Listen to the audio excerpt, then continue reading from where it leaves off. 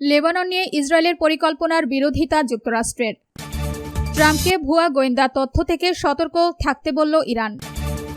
পরাজয় লুকাতে ইরানে বড় হামলা চালাবেন ট্রাম্প। রাশিয়ার নৌঘাঁটিতে ইউক্রেনের হামলা, 4 যুদ্ধ জাহাজ ক্ষতিগ্রস্ত। আপনি যদি মুসলিমদের পাশে থাকতে চান তাহলে ভিডিওতে লাইক করে চ্যানেলটি অবশ্যই সাবস্ক্রাইব করে দিবেন। এখন বিস্তারিত। লেবানন নিয়ে ইসরায়েলের পরিকল্পনার বিরোধিতা যুক্তরাষ্ট্রের। লেবাননে স্থায়ীভাবে ইসরায়েলের সেনাবাহিনী উপস্থিতির ধারণা প্রত্যাখ্যান করেছে যুক্তরাষ্ট্র। এর কয়েক ঘণ্টা আগে ইসরায়েলের প্রতিরক্ষা মন্ত্রী ইসরায়েল কাটজ জানিয়েছিলেন, দক্ষিণ লেবাননের তথাকথিত নিরাপত্তা অঞ্চলে ইসরায়েলি সেনারা অবস্থান করবে। মার্কিন পররাষ্ট্র দপ্তরের এক কর্মকর্তা আল আরাবিয়াকে বলেছেন, লেবানন ও ইসরায়েলের মধ্যে যে কাঠামোগত চুক্তি হয়েছে সেটি মেনে চলবে, এমনটাই ওয়াশিংটন সব পক্ষের কাছে প্রত্যাশা করে। তিনি বলেন, যুক্তরাষ্ট্র আশা করে সব পক্ষই সম্মত কাঠামো অনুযায়ী কাজ করবে। ইসরায়েল স্পষ্টভাবে জানিয়েছে যে লেবাননের ভূখণ্ড নিয়ে তাদের কোনো উচ্চাকাঙ্ক্ষা নেই। এর আগে সোমবার দক্ষিণ লেবানন সফরের সময় ইসরায়েলি প্রতিরক্ষা মন্ত্রী কাটজ বলেছিলেন, ইসরায়েলি সেনারা সেখানে থাকার জন্যই এসেছে। তিনি আরও বলেন, প্রধানমন্ত্রী ও আমি স্পষ্ট করে দিয়েছি, এই নিরাপত্তা অঞ্চল থেকে আমরা সরে যাচ্ছি না। আপনি যদি মুসলিমদের পাশে থাকতে চান তাহলে ভিডিওতে লাইক করে চ্যানেলটি অবশ্যই সাবস্ক্রাইব করে দিবেন। ট্রাম্পকে ভুয়া গোয়েন্দা তথ্য থেকে সতর্ক থাকতে বলল ইরান। হরমুজ প্রণালীর ওপর যুক্তরাষ্ট্রের পূর্ণ নিয়ন্ত্রণ রয়েছে। ডোনাল্ড ট্রাম্পের এমন দাবির কড়া জবাব দিয়েছেন ইরানের পররাষ্ট্রমন্ত্রী আব্বাস আরাগচি। এ সময় তিনি মার্কিন প্রেসিডেন্টকে নিয়ে মজাও করেছেন। আরাগচি সতর্ক করে বলেছেন, গোয়েন্দা তথ্যের ভুলের কারণে যুক্তরাষ্ট্র অতীতে ভুল হিসাব করেছে। হরমুজ নিয়েও আরও বড় ভুলের ঝুঁকি রয়েছে।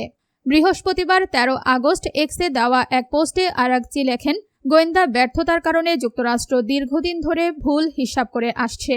এর উদাহরণ ইরানের বিরুদ্ধে যুদ্ধ। এখন হরমুজ প্রণালী নিয়ে আরও বড় ধরনের ভুল হিসাব করা হচ্ছে।